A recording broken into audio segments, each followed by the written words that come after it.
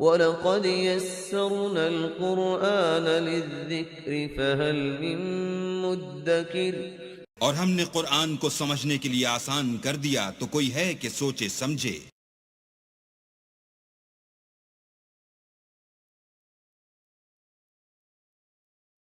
قُلْ أُوحِيَ إِلَيَّ أَنَّهُ اسْتَمَعَ نَفَرٌ مِّنَ الْجِنِّ فَقَالُوا إِنَّا سَمِعْنَا قُرْآنًا عَجَبًا يَهْدِي إِلَى الرُّشْدِ فَآمَنَّا بِهِ وَلَن نُّشْرِكَ بِرَبِّنَا أَحَدًا وَأَنَّهُ تَعَالَى جَدُّ رَبِّنَا مَا اتَّخَذَ صَاحِبَةً وَلَا وَلَدًا وَأَنَّهُ كَانَ يَقُولُ سَفِيهُنَا عَلَى اللَّهِ شَطَطًا وَأَنَّا ظَنَنَّا أَن لَّن تَقُولَ الْإِنسُ وَالْجِنُّ عَلَى اللَّهِ كَذِبًا وَأَنَّهُ كَانَ رِجَالٌ مِّنَ الْإِنسِ يَعُوذُونَ بِرِجَالٍ مِّنَ الْجِنِّ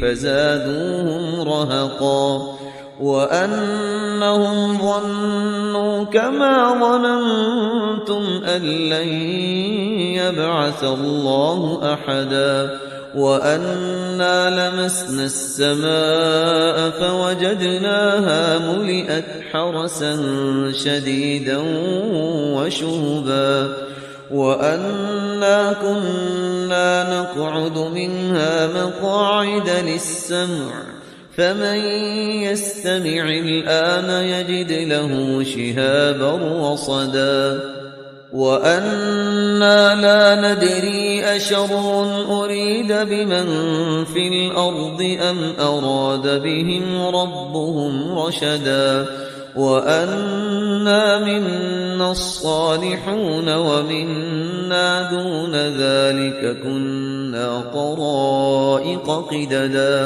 وَأَنَّا ظَنَنَّا أَن لَّن نُّعْجِزَ اللَّهَ فِي الْأَرْضِ وَلَن نُّعْجِزَهُ هَرَبًا وَأَنَّا لَمَّا سَمِعْنَا الْهُدَىٰ آمَنَّا بِهِ فَمَن يُؤْمِن بِرَبِّهِ فَلَا يَخَافُ بَخْسًا وَلَا رَهَقًا وَأَنَّا مِنَّا الْمُسْلِمُونَ وَمِنَّا الْقَاسِطُونَ فَمَنْ أَسْلَمَ فَأُولَٰئِكَ تَحَرَّوْا رَشَدًا وَأَمَّا الْقَاسِطُونَ فَكَانُوا لِجَهَنَّمَ حَطَبًا۔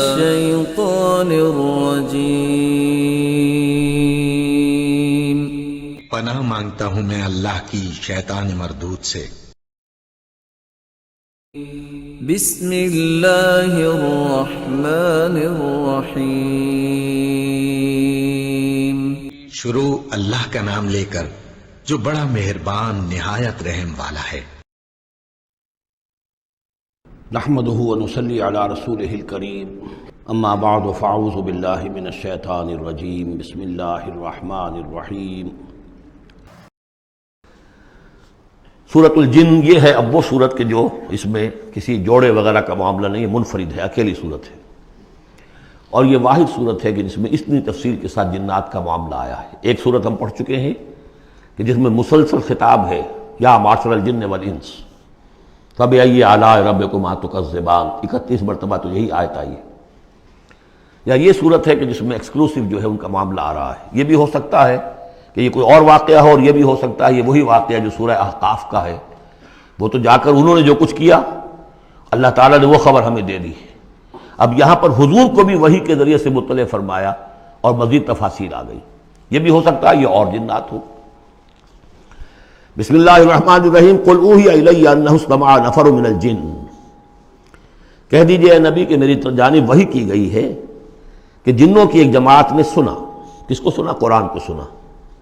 فقالوا انا سمعنا قرآنا عجبا، انہوں نے کہا ہم نے سنا ہے ایک بہت ہی دل کو لبھانے والا قرآن، یہدی الی الرشد، جو نیکی اور رشد اور ہدایت کی طرف رہنمائی کر رہا ہے، فآمنا بہ، تو ہم تو ایمان لے آئے۔ اس وقت بھی میں نے کہا تھا یہ لمحہ فکریہ ہے، ایک دفعہ کیا اجتماع ہے قرآن کا، اور وہ بندے کہاں سے کہاں پہنچ گئے، وہ داعی بن گئے۔ ہمارا کیا حال ہے؟ ہم نے اس معنی میں قرآن کبھی پڑھا ہی نہیں، سنا ہی نہیں۔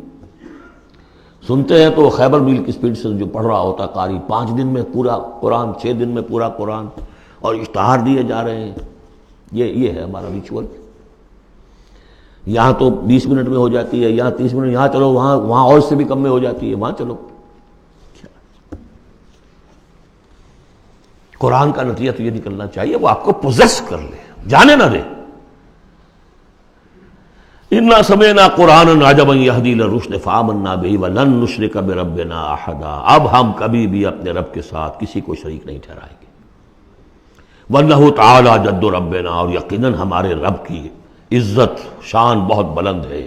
مَتَّخَذَ صَاحِبَةً وَلَا وَلَدًا، اس نے نہیں اختیار کی نہ کوئی بیوی اور جورو، نہ کوئی اولاد۔ وَأَنَّهُ كَانَ يَقُولُ سَفِيهُنَا عَلَى اللَّهِ شَطَطًا، اور یقیناً ہمارا جو بے وقوف ہے بڑا، مراد یہاں پہ ہے وہی عزازیل، ابلیس، لعین، وہ چونکہ ہمارا ذرا بڑا بڑگر ہے، تو وہ جو کچھ کہتا رہا ہے اللہ کے بارے میں، وہ باتیں جو ہیں وہ بہت ہی غلط تھیں، شطط، خلاف حقیقت۔ وَأَنَّا ظَنَنَّا أَن لَّن تَقُولَ الْإِنسُ وَالْجِنُّ عَلَى اللَّهِ كَذِبًا، ہم تو اس گمان میں رہے، خوش گمانی میں، کہ جن اور انسان اللہ تعالیٰ کے اوپر جھوٹ نہیں باندھیں گے، لیکن وہ بدماش تو جھوٹ باندھتا رہا۔ ہم نے اپنی شرافت میں اس کی بات کو مان لیا۔ وَأَنَّهُ كَانَ رِجَالٌ مِّنَ الْإِنسِ يَعُوذُونَ بِرِجَالٍ مِّنَ الْجِنِّ فَزَادُوهُمْ رَهَقًا، اور یہ کہ جو انسانوں میں سے مرد ہیں وہ جنات کے مردوں میں کی حفاظت پکڑتے ہیں۔ یہ ہوتا تھا ان کا طریقہ، وہ سمجھتے تھے کہ بیابان میں جو ہے جنات رہتے ہیں اور وہ ان کے جو ہیں سردار بھی ہیں، تو اب راستے نے پڑاؤ ڈالا ہے جنگل میں، تو سب سے پہلے کہتے تھے کہ ہم اس جنگل کے، اس بیابان کے جنات کی ہم پناہ میں آتے ہیں۔ اب وہ سنتے ہوں گے یہ بے وقوف، یہ آدم کی اولاد، ہمارے تو جد امجد کو نکال دیا گیا جنت سے اس لیے کہ اس کو سجدہ نہیں کیا، یہ ہمیں معبود بنائے بیٹھے ہیں، ہماری پناہ طلب کر رہے ہیں۔ لہذا ان میں اور سرکشی پیدا ہو گئی، اور اکڑ گئے کہ یہ انسان ہو کر یہ ہماری پناہ مانگ رہے ہیں، ہم سے طلب کر رہے ہیں پناہ، تو اس سے ان کے اندر اور زیادہ سرکشی پیدا ہو گئی۔ وَأَنَّهُ كَانَ رِجَالٌ مِّنَ الْإِنسِ يَعُوذُونَ بِرِجَالٍ مِّنَ الْجِنِّ فَزَادُوهُمْ رَهَقًا وَأَنَّهُمْ ظَنُّوا كَمَا ظَنَنتُمْ أَن لَّن يَبْعَثَ اللَّهُ أَحَدًا، اور دیکھو انہوں نے بھی ایسا ہی سمجھا جیسا کہ تم نے سمجھا ہوا ہے کہ اللہ کسی کو نہیں اٹھائے گا۔ اس کے دو معنی ہیں، یعنی بعد سے بعد الموت کوئی نہیں ہے، مرنے کے بعد جی اٹھنا نہیں ہے، اور یہ بھی کہ شاید اب اللہ کسی اور کو رسول بنا کر نہ بھیجے، أن يبعث الله أحدا، اس لیے کہ 600 برس بیت چکے تھے، وہ تورات سے واقف تھے جو سورہ احقاف میں تذکرہ آیا ہے، فترت وہی 600 برس، اور یہ طویل ترین وقفہ تھا نبوت کا کہ کوئی نبوت کوئی رسالت دنیا میں نہیں، تو ان کو یقیناً اس سے خیال ہوا ہوگا کہ بس اب ختم ہوا معاملہ، اب کوئی اور رسول نہیں آئے گا۔ وَأَنَّا لَمَسْنَا السَّمَاءَ، اور ہم نے ذرا ٹٹولا آسمان کو، ہم نے چاہا کچھ خبریں لے کر آئیں ذرا غیب کی، فَوَجَدْنَاهَا مُلِئَتْ حَرَسًا شَدِيدًا وَشُعُبًا، تو ہم نے تو پایا اس کو کہ وہ بھرا ہوا ہے سخت چوکیداری سے، اور انگارے رکھے ہوئے ہمیں کھدیڑنے کے لیے۔ یعنی یہ کہ ہمیں معلوم ہو گیا کہ کوئی واقعی وقت ایسا ہے، کیونکہ یہ سارا انتظام خاص طور پر جب کہ وہی یہ نبوت آتی تھی تو اہتمام کر لیا جاتا تھا۔ عام حالات میں کوئی بات نہیں، روح اتر رہے ہیں فرشتے، اور یہ جو ہیں یہ آگ سے بنے ہیں، وہ نوری ہیں یہ ناری ہیں، کچھ نہ کچھ ان سے یارانہ گانٹھ کے کچھ نہ کچھ ان سے لے لیتے تھے، یا یہ کہ اچک لیا، من استرق سرقۃ، کسی نے کوئی چیز جو ہے کہیں سے لے لی۔ لیکن اب جو ہم نے دیکھا ہے آسمان کو تو واقعی وہاں تو بڑے سخت پہرے لگے ہوئے، یعنی کوئی نہ کوئی وحی کا سلسلہ ہے اور نبوت آنی ہے، اور وہ نبوت ہمیں تو مل گئی، ہم جا کر سنائے کلام اور ہم ایمان لے آئے۔